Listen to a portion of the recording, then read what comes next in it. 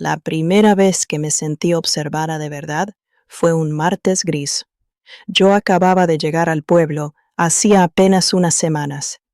Todavía me perdía en las calles estrechas que olían a sal y a leña húmeda. Y aún así, las mujeres mayores ya me habían colocado en su mapa, no como Mónica, sino como la nueva de Sergio, como si yo fuera una prenda que él se había comprado para estrenar después de años de viudo emocional. Estaba en la cola del pescado, cuando una anciana con moño apretado se giró y sin saludar me soltó una frase que no parecía frase, parecía una piedra. Ten cuidado con esa casa, hija, y con lo que se escucha por la noche. A su lado, otra señora se santiguó, como si hablar fuera invocar. No la asustes, dijo y luego me miró. Solo que tu suegra Berta cargó con un secreto enorme, y el difunto no lo soportó. Yo sujeté la bolsa de tela con fuerza, notando cómo el estómago se me encogía, porque en los pueblos la palabra difunto siempre viene con un juicio, como si la muerte fuera una sentencia pública. ¿El padre de Sergio? Pregunté, aunque ya sabía que la curiosidad era una trampa. El del espigón, respondió la del moño. Dicen que resbaló, pero la mar no se traga a cualquiera. La mar elige, y a veces elige a los que ya venían brotos. Me fui sin comprar el pan, con el sonido de sus voces pegado al cuello. Y en el camino a casa intenté convencerme de que era solo cotilleo, un entretenimiento para gente que necesita que la desgracia ajena le dé forma a la tarde. Pero cuando abrí el portón azul y me entró el olor a romero y cera, el cuerpo se me puso en alerta, como si ya hubiera entendido antes que la cabeza. Yo me llamo Mónica. Tengo 40 años, y esa era mi segunda boda. La primera me dejó el orgullo hecho migas y una capacidad absurda para pedir perdón incluso cuando no sabía por qué. Por eso cuando conocí a Sergio, 44, jefe de obra, voz grave y manos siempre manchadas de polvo, pensé que por fin había encontrado a un hombre serio, de esos que no prometen poemas, pero te llevan a casa, te compran cortinas, te dicen vamos a estar bien, y tú te lo crees porque vienes cansada de sobrevivir. La mudanza a su pueblo fue rápida, casi sin ceremonia. Su casa familiar era grande, con muros gruesos y un comedor que parecía esperar a gente que ya no existía. Y en una habitación del fondo vivía su madre, Berta, 63, operada de la rodilla, viuda desde hacía 3 años, más recta que cualquier gente joven que yo conociera, con una elegancia seca que no se compraba, se había aprendido a fuerza de aguantar. Sergio me dijo que Berta se quedaría con nosotros una temporada, hasta que se recuperara bien. Y yo asentí, porque yo quería empezar bien, porque yo venía con esa necesidad de ser aceptada, de ser la esposa que no molesta, la nuera que se adapta, la mujer agradecida. Lo que nadie me dijo, o quizá me lo dijeron y yo elegí no escucharlo, era que en esa casa se respiraba una soledad antigua, una soledad de puertas cerradas, de silencios largos, de cosas que se nombraban por encima, como si pronunciar lo verdadero fuera abrir una herida que nunca llevó a cicatrizar. Sergio se iba mucho, la obra, el proveedor, un problema en vivo, y yo me quedaba con Berta, al principio incómoda, educada, midiendo cada frase para no invadir su territorio. Pero ella era correcta, incluso amable, solo que tenía esa mirada de quien lo ha visto todo y ya no se impresiona. Una mirada que no juzgaba, pero tampoco se regalaba. Yo intentaba no quejarme, porque venía de un matrimonio anterior donde cada discusión acababa en portazos. Y me juré que con Sergio sería distinta, paciente, madura, pero la paciencia no llena una cama cuando la otra persona se va apalando. Las primeras semanas todavía nos buscábamos con torpeza y promesas de cuando pase este estrés. Luego empezaron las excusas. Mañana, estoy reventado, me duele la cabeza, y yo me quedaba mirando la nuca de mi marido preguntándome en qué momento una mujer acepta que su deseo no cuenta, en qué momento se acostumbra a pedir poco para no perderlo todo. La segunda semana que Sergio se fue 3 noches seguidas, yo me acosté temprano, intentando engañar al cuerpo para que no notara el hueco, y a las 2 de la mañana me despertó una música bajita, un bolero viejo, de esos que parecen hechos para llorar sin escándalo. Caminé descalza por el pasillo y vi el salón encendido con una luz tenue. Allí estaba Berta, sentada frente a un tocadiscos antiguo, con una copa de vino y los ojos clavados en la nada. Me vio sin girarse, como si hubiera aprendido a detectar presencias por instinto. «¿No duermes?», dijo. «Me despertó la música», respondí, sintiéndome intrusa. Señaló el sofá con un gesto lento. «Siéntate, hija. La noche es más llevadera cuando no se lleva sola». Me senté lejos, por respeto, por miedo a mí, por el peso de esa palabra suegra, y estuvimos un rato escuchando el bolero y el mar, 2 cosas consistentes que no piden permiso. «Te hablaron en el mercado», dijo de pronto, y no sonó a pregunta. «Dicen que usted cargó con un secreto, que lo del espigón». Me salió torpe. Berta soltó una risa breve, amarga. «Al pueblo le encanta pensar que yo empujé a Emilio con la mirada», murmuró, «porque así se quedan tranquilos. Así nadie se pregunta qué clase de vida llevaba ese hombre para decidir tirarse al mar». El corazón me golpeó el pecho, porque ella estaba diciendo lo que nadie dice. «No fue accidente», continuó. «Fue vergüenza, fue rabia, fue miedo, y fue también culpa mía, aunque no como lo cuentan». Me miró por fin, y en esa mirada había cansancio, pero también una honestidad que me desarmó. «Yo tenía 22 cuando me enamoré de una mujer», dijo, y su voz no tembló, lo que tembló fue el aire. Se llamaba Marisa, cantaba en una orquesta de verano, y cuando me miró, me vi entera por primera vez. Me dio un nombre que no era la hija de, la novia de, la mujer de. Yo me quedé quieta, con la piel erizándose sin entender por qué. Quizá porque escucharla era escuchar una verdad que no pedía permiso. Emilio lo supo, siguió, y decidió quedarse conmigo, pero no por amor, por posesión, por orgullo, por no soportar que el pueblo se riera de él. Y así pasaron los años, con un hombre que me daba techo y me quitaba aire. Hasta que un día me cansé.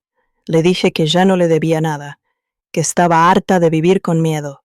Y él se fue al espigón con una botella y una nota donde me llamaba monstruo. Después, el pueblo hizo lo de siempre, vistió en suicidio de accidente y me colgó la culpa en el cuello para que yo no levantara la cabeza. Noté un nudo en la garganta, porque yo también sabía lo que era cargar culpas ajenas por querer que todo siguiera en pie. «Lo siento», susurré. Berta negó con la cabeza. «No lo sientas por mí, Mónica, siéntelo por ti, porque tú también tienes cara de vivir a medias», dijo.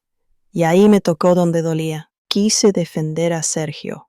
Quise decir, es el trabajo. Quise fingir normalidad. Pero esa noche, con el bolero de fondo, me di cuenta de que mi matrimonio tenía una grieta, que yo llevaba meses tapando con sonrisas, porque Sergio no era cruel, era peor, era indiferente. Me besaba como quien cumple, me tocaba como quien marca, y cuando yo intentaba acercarme, me contestaba con cansancio o con prisa. Hubo un tiempo, muy al principio, en que yo me convencí de que era normal, que las segundas bodas traen menos fuegos artificiales y más rutina, que lo importante era la lealtad y la calma. Pero la calma se convirtió en un pasillo frío, en una convivencia correcta, y yo empecé a sentirme como una visita permanente en la vida de Sergio. Alguien que ayuda, que organiza, que sostiene, pero que no enciende nada en él. Los días siguientes no pasó nada, o pasó todo sin que nadie lo nombrara. Cocinábamos juntas, ella me corregía la sal, yo le acercaba el bastón, y en esos gestos pequeños se fue colando una intimidad que me confundía, porque Berta me miraba como nadie me miraba desde hacía mucho, con atención completa, sin el móvil en la mano, sin el cuerpo en otro sitio. Una tarde me doblé al levantar una caja del trastero, un dolor en la espalda que me dejó sin aire. Berta me llevó a la cocina y sin preguntarme me pidió que me levantara la camiseta para ponerme pomada. Yo obedecí por pura necesidad, y cuando sus manos tibias tocaron mi cintura, sentí un escalofrío que no venía del dolor, venía de un hambre más antigua, de esa necesidad de que alguien me tocara sin prisa y sin juicio. «Respira», ordenó, y su voz fue firme, casi dulce. Respiré y me salieron lágrimas sin permiso, como si el cuerpo reconociera el cuidado y no supiera qué hacer con él. «¿Qué te pasa?» «No lo sé», dije, y era la verdad. Me giré un poco. Nuestras miradas se encontraron demasiado cerca y el aire se volvió espeso. Yo debería haberme apartado, recordado el apellido, recordado el vínculo, pero mi cuerpo estaba cansado de vivir en la cabeza. Y cuando ella dijo mi nombre despacio, Mónica, como si lo estuviera devolviendo a mi boca, yo sentí que se me abría una puerta. «Esto está mal», murmuré, intentando poner freno con palabras. «Sí», admitió, «pero lo malo también puede ser lo único que te recuerda que estás viva, y yo ya viví demasiado tiempo muerta por dentro».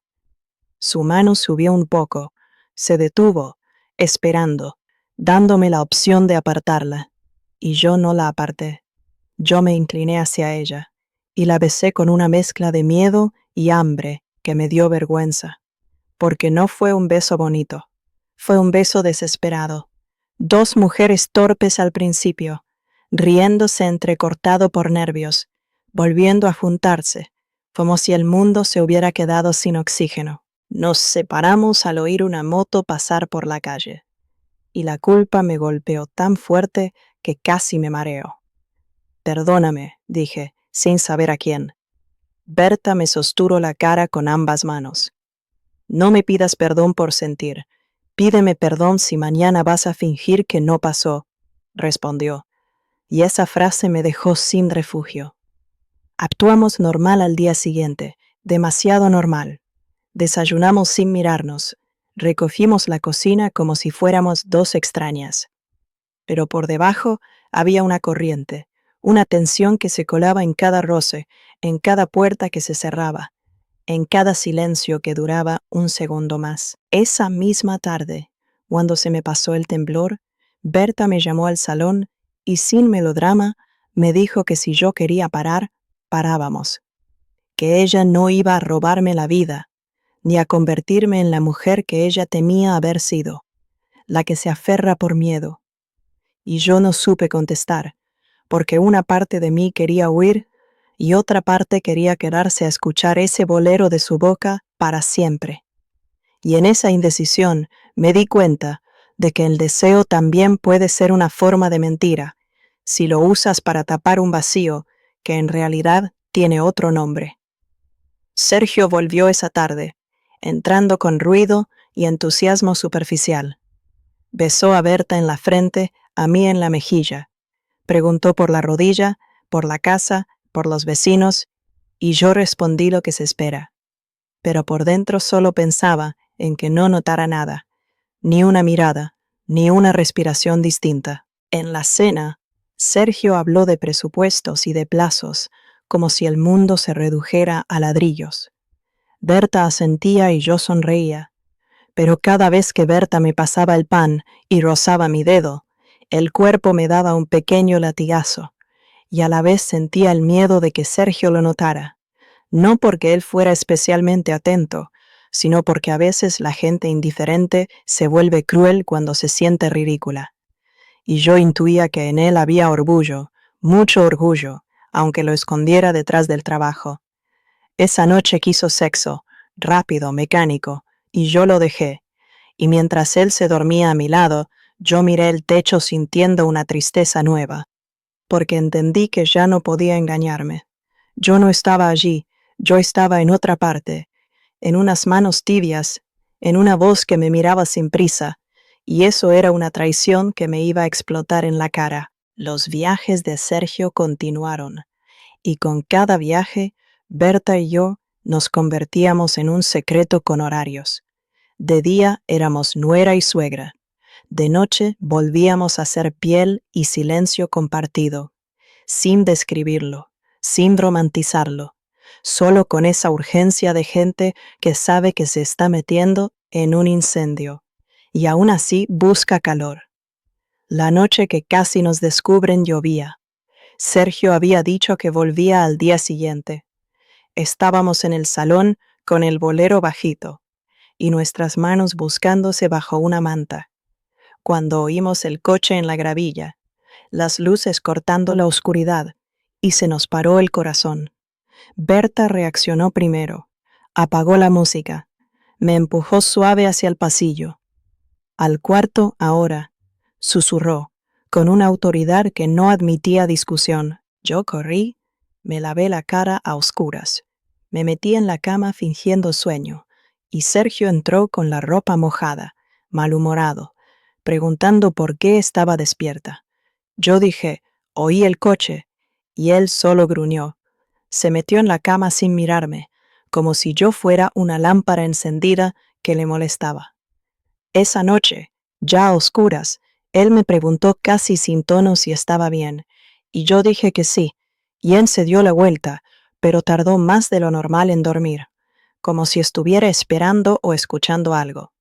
Y yo me quedé rígida, pensando en las viejas del mercado y en su cuidado con lo que se escucha, porque de pronto entendí que en esa casa los oídos eran armas. Al día siguiente, mientras ordenaba el escritorio de Sergio para ayudarle con unas facturas, encontré un sobre con recibos de hotel en Santiago, fechas que coincidían con sus supuestos viajes a Vigo, y una nota de mujer, una frase corta que me rompió por dentro. La próxima vez trae menos prisa. Me senté en el suelo con los papeles temblándome en las manos, sintiéndome una idiota, porque yo me había creído especial por sentir, mientras él llevaba su propia doble vida con la misma naturalidad con la que respiraba. Esa noche busqué a Berta, y ella me miró la cara y lo supo. «Lo encontraste», dijo, sin fingir sorpresa. «¿Lo sabías?», pregunté, y me odió la garganta de la rabia. Berta bajó la mirada. «Hace tiempo», admitió, «y callé porque te vi llegar rota, y pensé que si te lo decía ibas a romperte otra vez. Y yo ya no tenía fuerzas para ver otra mujer rota en esta casa». Sus palabras me dolieron por buenas y por terribles, porque tenían cuidado y tenían control. Y yo entendí que Berta llevaba toda la vida tapando agujeros para sobrevivir. «Entonces lo nuestro», dije, y la frase me salió como un corte. «Lo nuestro empezó porque tú me miraste», respondió, «y porque yo vi tu soledad, y la mía. Pero no voy a usarlo de excusa, Mónica. Si quieres odiarme, ódiame. Yo ya cargué con suficientes etiquetas». Esa madrugada esperé a que amaneciera para hablar con Sergio. No quería que la noche se llevara la responsabilidad. Cuando él entró en la cocina con el café, yo le puse el sobre delante y le dije, «Explícamelo». Y él, en vez de negarlo, sonrió con cansancio. «Rebuscando», dijo, «qué clásico». «No cambies el tema», le respondí. Se sentó y por fin me miró a los ojos. «Sí, estoy con alguien», admitió. «¿Y qué? ¿Tú también tienes tu teatrillo con mi madre? ¿O creías que soy ciego?» Me quedé helada, no por la acusación, sino por la calma. «¿Lo sabías?», susurré. «El pueblo habla», respondió. Y yo volví aquella noche antes por algo. Quería confirmar lo que ya olía.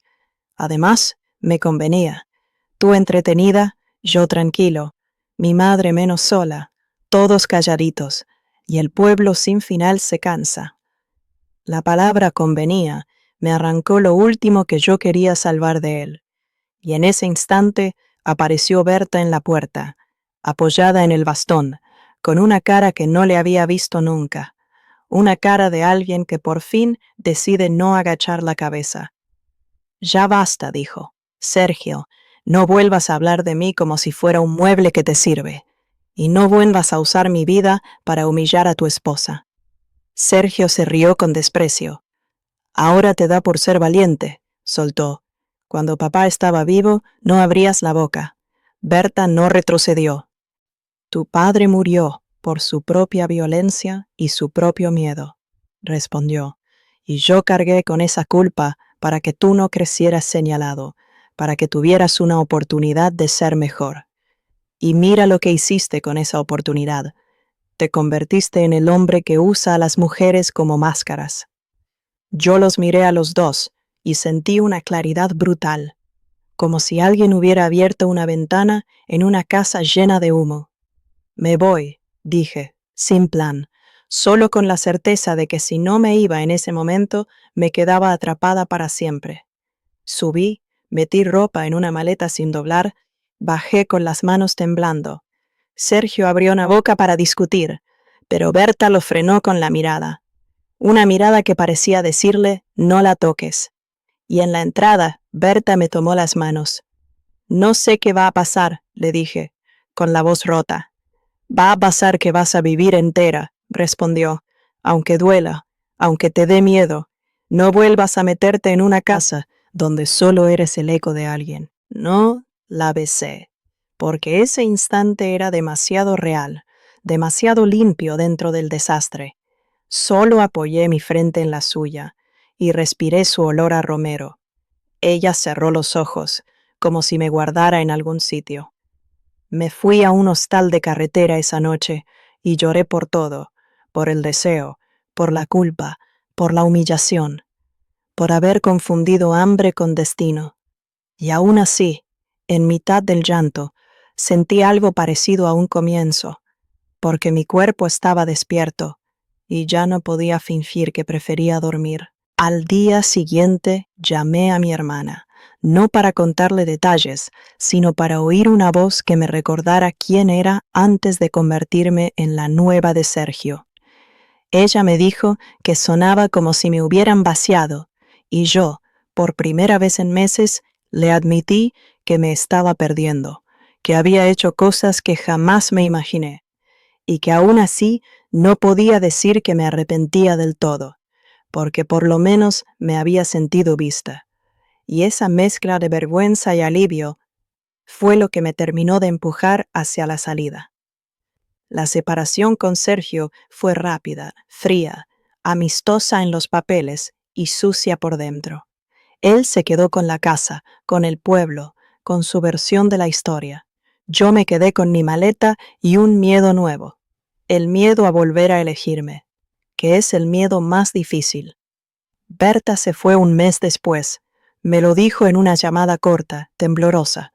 Alquilé un piso en la ciudad, me confesó. Me apunté a clases de baile. No quiero morir esperando a que el pueblo me perdone. Colgamos con un silencio que dolía. Y yo pensé que quizá esa era nuestra forma de querernos, darnos la salida sin pedir nada a cambio. Meses más tarde, ya instalada en un piso pequeño, sin mar, recibí un paquete sin remitente, una caja de madera con cartas viejas atadas con una cinta. Las cartas de Marisa, la orquesta, encima una hoja nueva con la letra de Berta. Te lo dejo porque el secreto solo envenena cuando se guarda. Léelo si quieres entender que nadie te salva. Una solo aprende dónde está la puerta y decide si la cruza. Yo te mostré la puerta. La libertad la hiciste tú cuando cogiste la maleta. Leí esa nota varias veces, con ternura y con rabia, y entendí algo que no quise aceptar cuando las viejas del mercado me advirtieron, que el secreto no era Berta, ni el espigón ni la mar. El secreto era la manera en que una se traiciona por no quedarse sola, y la manera en que una aprende, tarde o temprano, a escoger su propia vida aunque el pueblo te mire como si fueras un incendio. A veces suena un bolero en un bar y siento un pinchazo, no de culpa, sino de memoria, y pienso en Berta bailando con la cabeza alta. Pienso en mí, aprendiendo a dormir sin esperar que alguien vuelva de viaje para sentirme real. Y aunque no me siento orgullosa de todo, tampoco reniego, porque hay líneas que cruzas y te rompen, sí, pero también te enseñan a abrir los ojos y a no volver a vivir a medias.